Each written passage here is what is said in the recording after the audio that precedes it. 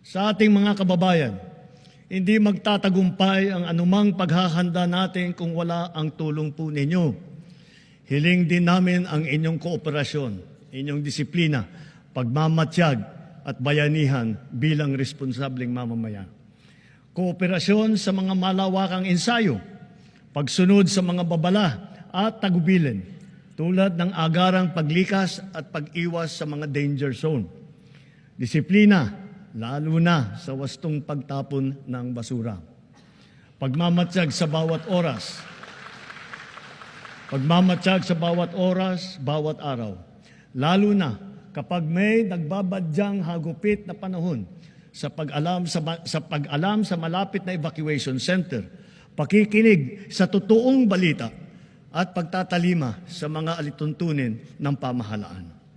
Higit sa lahat, bayanihan sa pagdadamayan at pagtutulungan, lalo na sa mga nasalanta nating kapwa. Mahirap man, kailangan natin itong gawin.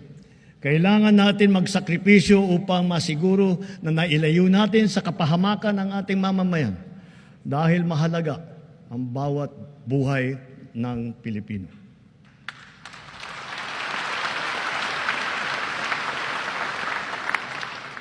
Kamakailan lamang, nag-inspeksyon ako sa naging epekto ng habagat ng bagyong Krising, Dante at Emong.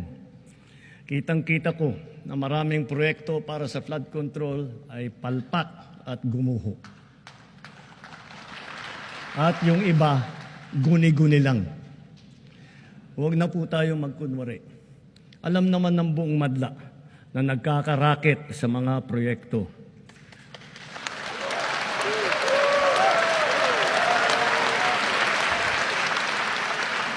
Mga kickback, mga initiative, errata, SOP, for the boys.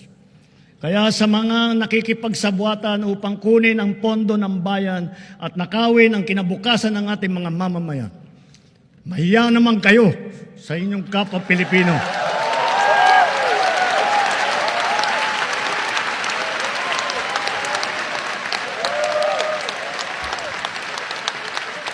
Mahiya naman kayo sa mga kabahayan nating naanod o nalubog sa mga pagbaha.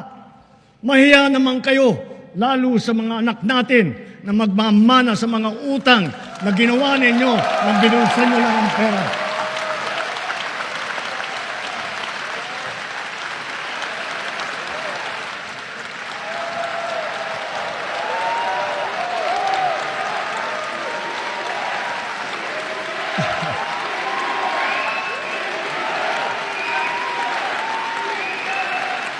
Para hindi na maulit, so that this will not happen again.